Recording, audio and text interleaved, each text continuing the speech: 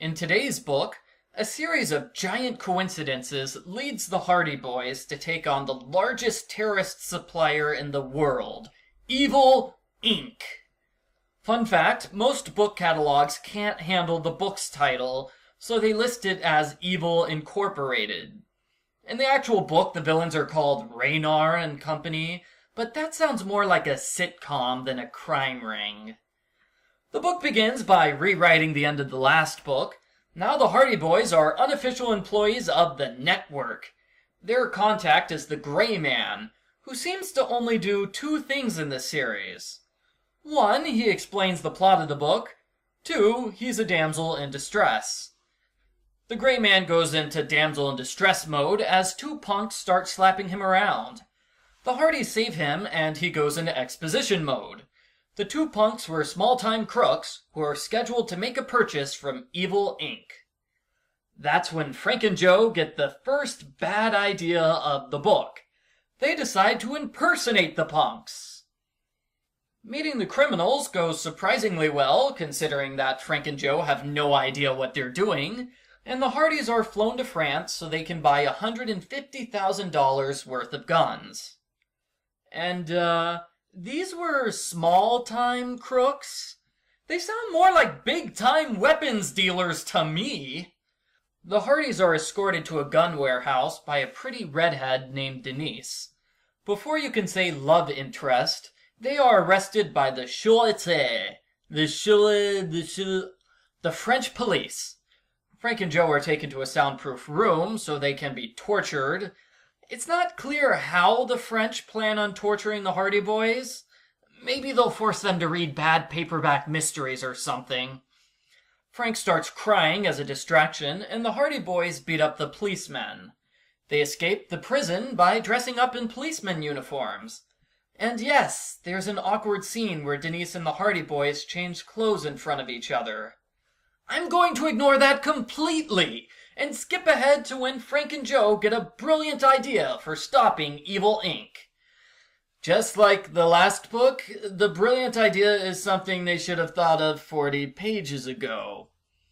Anyway, they're going to close Evil Inc. by talking to the company's president. Monsieur President is shocked when the Hardys tell him that his legitimate business has been taken over by crooks. Before he can call the police, the criminals arrive, and the book throws out a bunch of plot twists. Remember how Frank and Joe were arrested? That wasn't real. It was a test to see if the Hardys were criminals. Frank and Joe are thrown in a dungeon, but don't worry. Denise is too good-looking to be evil, so she reveals that she's a double agent, and she frees them. They go to free Monsieur President, but he is also a double agent. See, the entire thing was a test inside of a test to see if Denise was a criminal. Jeez, so many tests. Haven't these criminals heard of multiple choice tests? Those are so much simpler.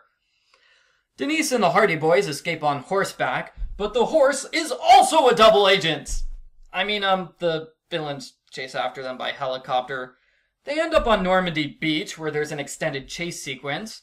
For a moment, it looks like Monsieur President will kill our heroes, but he makes the mistake of showing off how amazing his gun is. He shoots the ground, and he is defeated when his bullet hits a landmine from D-Day 1944. This could be the first time the Hardy Boys have ever defeated a villain with history! There are 4 pages left in the book after this. What important things will we cover? What happened to the villains? How the Hardys get home? No! We have 2 pages of Joe flirting with Denise, and 2 pages about the Hardy Boys getting their hair dyed back to the normal colors. Obviously, that's the most interesting thing that the book can finish with. The end. Post-book follow-up. Like I said at the beginning, this book contains a giant series of coincidences. I'm not sure which one is less likely. Frank and Joe accidentally finding criminals who have direct access to the leaders of Evil Inc., or Monsieur President hitting a landmine by accident. The Hardy Boys getting partnered with an undercover double agent was a pretty lucky coincidence, too. But hey, if we're going to talk about the plot, here's the biggest issue. The Hardy Boys spend the entire book impersonating the Jackson brothers. What were the real Jackson brothers doing this entire time? The book never explains. I have a hard time believing they purposely missed all of their meetings so the Hardy Boys could take their place. I'm thinking too hard about the storyline, though. This is an action book where the storyline is basically an excuse to put the Hardy Boys in extreme danger over and over again. The action scenes were certainly good, and there was a fair variety. The setup was also good in that it felt like the Hardy Boys were constantly progressing in their investigation, as opposed to randomly jumping all over the place. The first book is more important to the series, but if you look at these as standalone books, this one is slightly better. I give Hardy Boys Casefiles number 2, Evil Inc., an 8 out of 10.